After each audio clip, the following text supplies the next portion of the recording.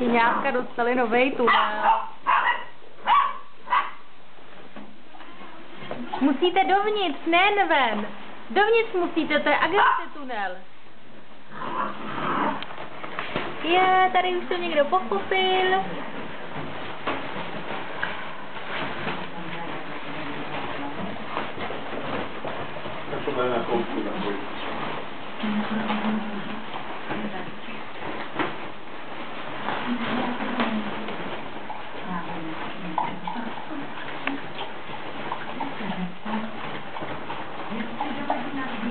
Štěňátka!